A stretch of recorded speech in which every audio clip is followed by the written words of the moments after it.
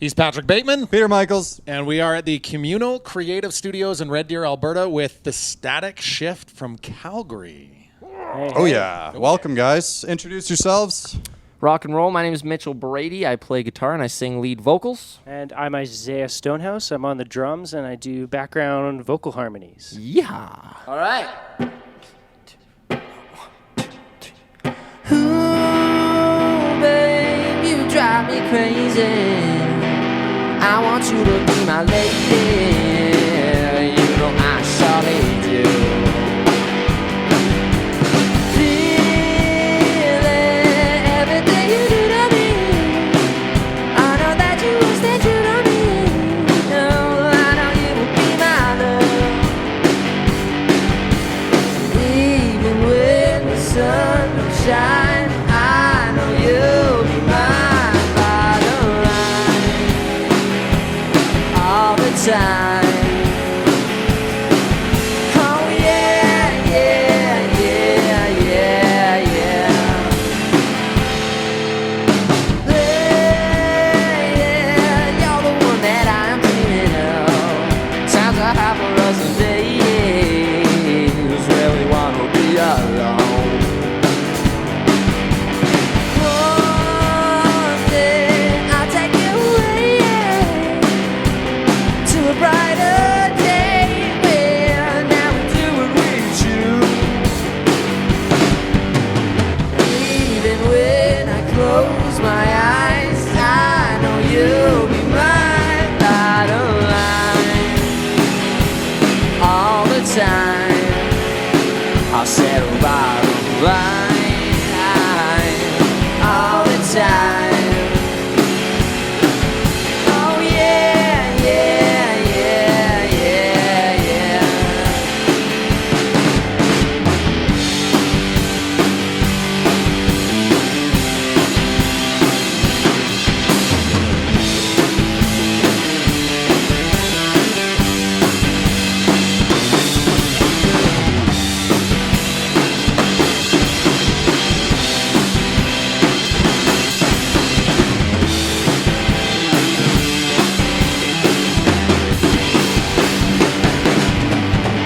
Even when I close my eyes, I know you'll be mine by the line all the time. I'll settle by the line all the time. Oh yeah, yeah, yeah, yeah, yeah.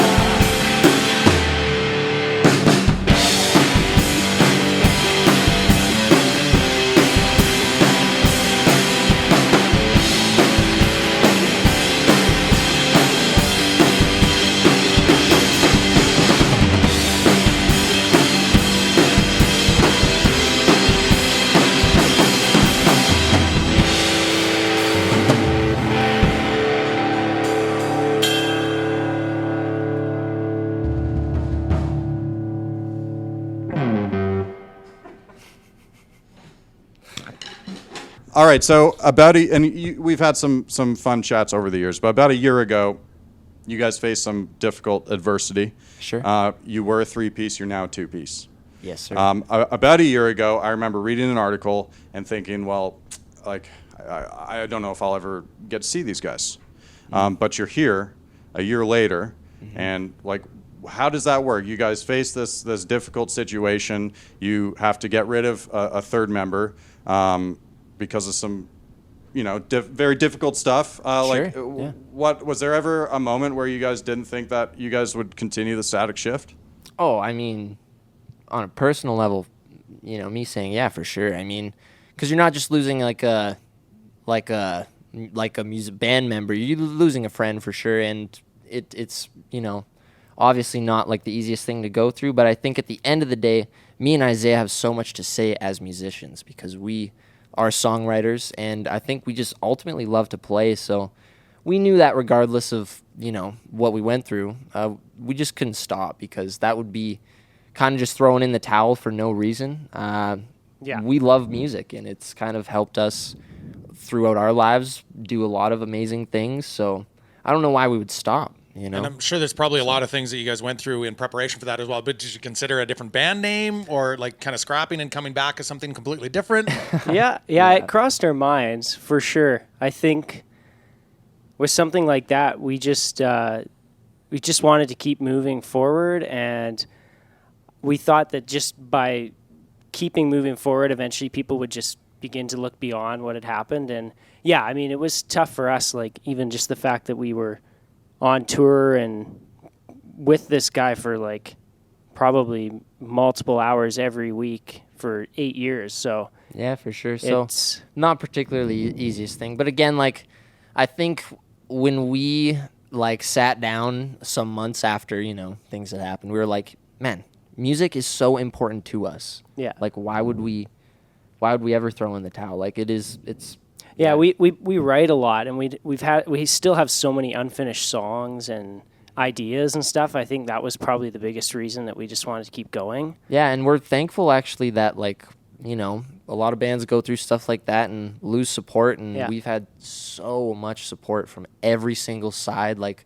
our booking agents, like, keep her going, boys, you know. So we couldn't ask for more, like a better fan base to help us, you know, just keep pushing forward and keep making great music, because that's our main goal. So yeah, 100%. I think I think the weirdest part was actually like right in the moment when it happened, my initial thought was, okay, we're gonna keep going. Like we'll find a way to do this. And then we were in the studio a few months later recording 3 songs, and that's when it felt weird to me. That's when I was like, oh, I don't know if I really want to do this anymore. Mm-hmm. It was just this weird, like, it just felt weird just playing the two of us, because with the pandemic, we didn't even really get to play that much before that. Yeah, I think a lot of people were like, well, what do we do? And then that happened to us. We were like, well, what do we do? But at the end of the day, we're still lucky we get to record and create, which is like a gift. And it was really fun to watch you, Mitch, rip it on the bass there in the studio. Boom, boom, boom. It's really fun. Boom, boom, boom. Yeah, I love playing bass, man. Yeah, you killed it. Maybe we should just find an axe player. So Maybe. that sounds like decent advice for the countless other bands and creatives that will inevitably have to face, you know, difficult times like this. Is just kind of deal with it head on and make sure that doesn't define you guys. Yeah, absolutely. I think that's the main takeaway. You really don't want to let something like that take you down, especially if you're a musician that has something to say and you believe in what you're creating. I mean, it's not really fair for, you know, things like that to happen to creators, but it's not particularly in your control. So it's up to you to go, okay, am I going to let this hinder my creative, you know, future, or just keep trying to manifest something? So yeah, I think we chose to do the right thing. Yeah. Well, I'm definitely glad to hear that, and glad to see that you guys have pushed through, and glad to see the Static Shift in the Communal Creative Studios. Okay, so for song number 2 here, we're going to play one that we've had in our repertoire for some time. This one's called Glass Airplane. Written one day sitting in the backyard looking at a glass table, and I saw the reflection of an airplane pass by. That was all the inspiration you needed. That's it, baby. Ready?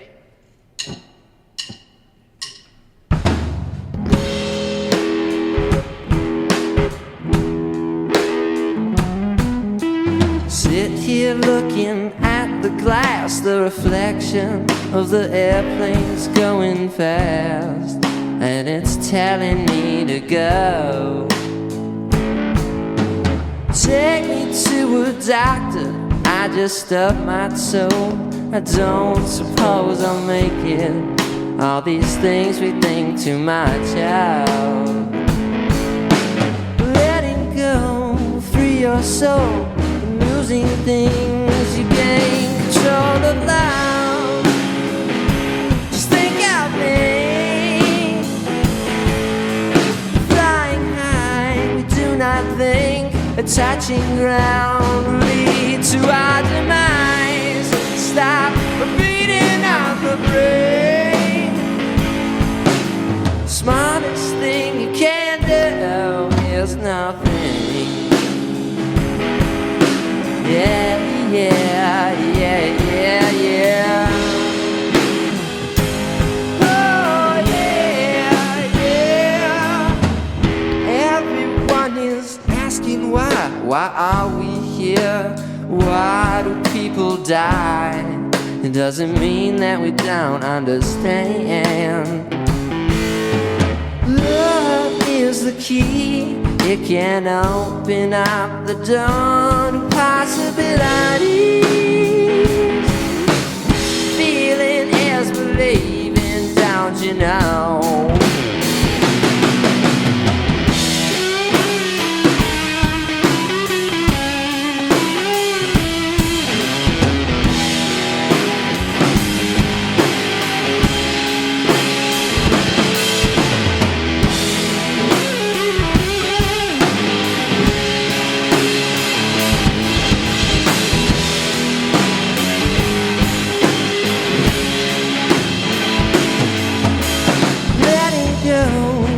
Your soul, losing things, you gain control of love. Just think out there, yeah, yeah. Flying high, we do not think the touching ground leads to our demise. Stop beating on the brain, yeah, yeah, yeah. Smartest thing you can do is nothing.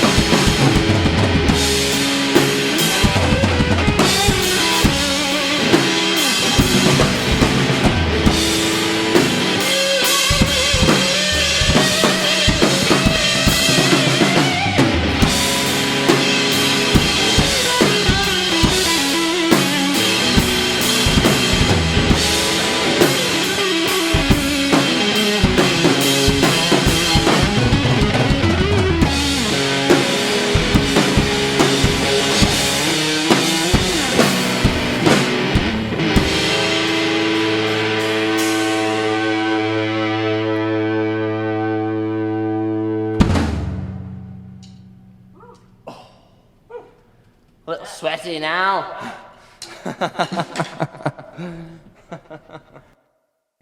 So I know it's been kind of heavy talk so far, and we're going to keep it going just a little bit, but I promise we're going to get to, brighter days ahead. Oh, yeah, baby. Again, we talk about all the stuff that you guys have experienced at a young age and, going through things as a young band. You also kind of got swept up into the machine with the TV show The Launch. Yeah. Started the taste of what was to come.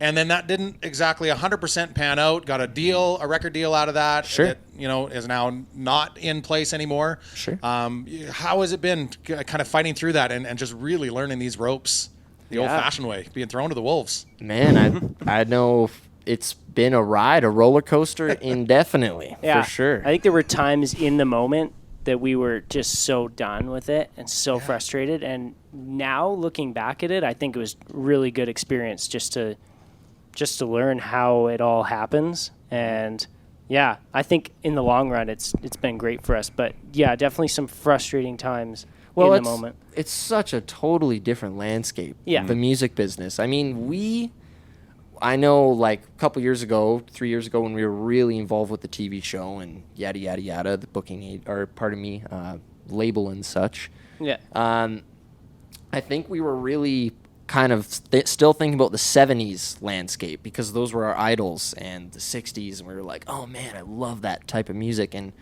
probably kind of fell in love with that music industry, the 70s music industry, which was kind of like, let's see if this works. Let's put this out there and see if it works. But now what we learned, it's a bit more of, this has to work. Let's make sure you guys can make this work. Mm-hmm. And again, it's just a different environment, but us being creatives the way we are, yeah, definitely really wasn't for us. And ultimately, I think it was a great experience, but I'm glad that we don't really have a creative source going, you can't particularly do that. That's not the sound we're looking for right now, because that really hurts you as a creative, right? That's really what we're trying to do, is just be creative. So at the same time, it definitely taught us to write better, I think. But that's kind of the devil's advocate, is it really forced us to be like, okay, what could be a radio song? How can we make this 3 minutes and 30 seconds rather than 6.5, 7? So do you find it as a good education, right? Like you almost like I don't want to say maybe a free education, but you kind of went through and learned the ropes and went, oh, that's how it's, oh, okay. And now you probably have a little bit more creative freedom and control of what's going to be happening, but you've got that knowledge behind it. Yeah, that's right. Oh, absolutely. And you figure out too just how much work goes into everything and all the things you have to do just to put a song out. If you really want it to actually do well and have a life of its own. Well, what I thought for the longest time was, oh, you don't need a great like team or marketing team. Like if your song is amazing, it'll speak for itself. Which in some circumstances it has. You know, there's some amazing, well-written songs out there that just push through marketing teams and everything. But learning what we learned, it's like, man, your song doesn't have to be the greatest song ever. As long as it's just really well pushed and you have an excellent team behind you, it can go where it needs to go. Well, and the music industry now is just, there's so many subgenres. That's right. You just really have to find the people that are passionate about your music and that will stick to you over the years. I mean, just so many Canadian bands too. They just slowly build their audience over 10, 15 years, and soon they're playing in stadiums and such. But it takes time, I think. Yeah, and I think that's a little bit our niche, but hey, man, we love it all. And so these songs that you're playing for us here today, when did they come to light? Have they all been written within the last year after you've gone through all of this?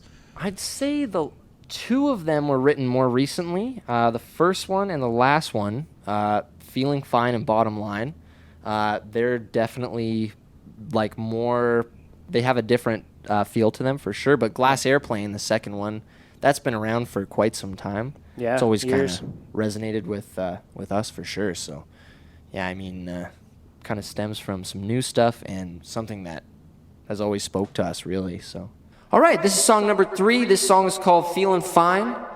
This one is going to be released June 25th. Yes, sir, and we hope you guys listen and enjoy. Yeah, it's a rocker. Let's go.